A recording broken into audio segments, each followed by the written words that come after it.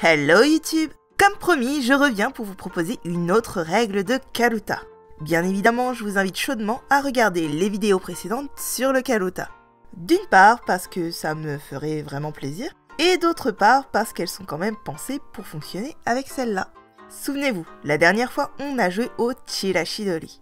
Si les règles pouvaient se jouer aussi bien avec des Iroha Karuta qu'avek des Ogura Hyakunin Isshu, sachez que cette fois-ci, il vous faudra impérativement ces dernières. Ce jeu se joue strictement en versus, et comme l'autre jeu de Karuta, il vous faudra un lecteur ou une appli de lecture.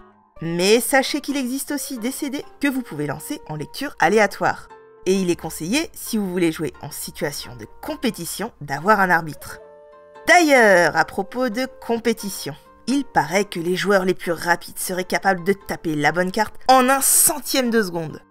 Et ben désolé d'avance si c'est pas aussi impressionnant de mon côté, mais bon, faudra pas me pousser dans les orties.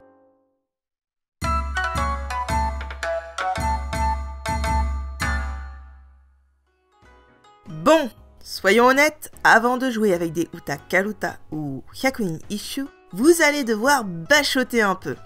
Et contrairement au Iroha Karuta, retenir quelques hiragana ne suffira pas.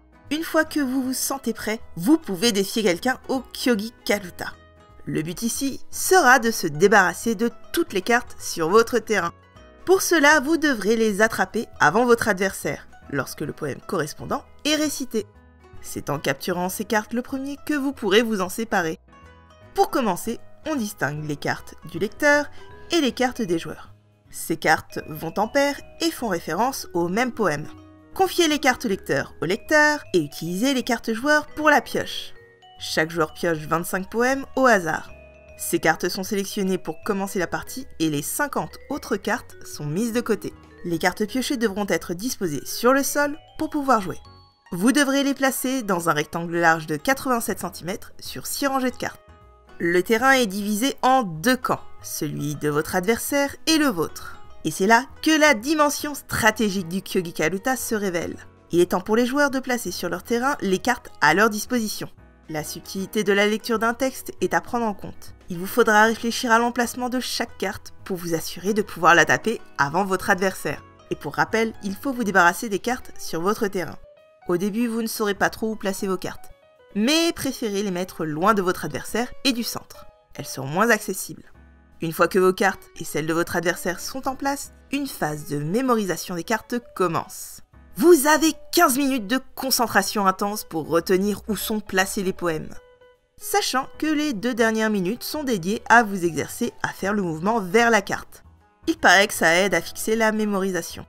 Allez, c'est l'heure du duel! Lorsque le lecteur récite la première moitié d'un des 100 poèmes, à vous de retrouver sa deuxième moitié avant votre adversaire. La première moitié du poème est appelée Kaminoku et la deuxième Shimonoku. Le lecteur lira une fois le Kaminoku, 2 fois le Shimonoku et on passe au prochain poème. C'est lors de la phase Kaminoku qu'il faudra taper. Pour attraper une carte, vous avez 2 possibilités. La toucher avant votre adversaire ou l'éjecter hors du terrain de jeu avec un balayage de la main, et tant pis si les cartes tours s'envolent aussi. Par contre, ce n'est pas parce que le poème n'est pas sur le terrain qu'il ne sera pas récité. Rappelez-vous, au début de la partie, vous avez pioché 50 cartes avec votre adversaire. Mais les 100 cartes du lecteur sont toujours en jeu. Donc, si vous vous précipitez sur Asaborake A, mais qu'on vous lit Asaborake U, et bah vous l'avez dans l'os. C'est une faute et votre adversaire choisit une des cartes de son terrain pour vous la donner. En revanche, si vous attrapez une carte valide, vous récupérez cette carte et la gardez à côté de vous, face cachée. Si la carte provenait du terrain de votre adversaire, vous devez alors lui donner une carte de votre propre zone de jeu. Lorsqu'un joueur reçoit une carte, il peut la placer où il le souhaite. Comme au début, il est recommandé d'étudier la question avec sérieux pour rendre la tâche plus difficile à l'adversaire. Il peut donc être intéressant ou risqué de jouer sur la confusion entre des poèmes qui se ressemblent et sur le fait que les poèmes dont on a mis 15 minutes à mémoriser l'emplacement peuvent changer de place en cours de partie. L'un des charmes du Kyogi Karuta, c'est que la musicalité de chacune des syllabes participe à la subtilité du jeu et à la stratégie. C'est un jeu, un sport et un art, et à ce titre, il y a des techniques et des règles de bienséance à respecter. Et c'est là que je vous invite vraiment à vous approcher d'une association de Karuta, qui pourra mieux faire votre éducation à ce jeu. En attendant, j'espère que mes vidéos vous auront aidé à faire un premier pas vers le Karuta. Allez, tchuss!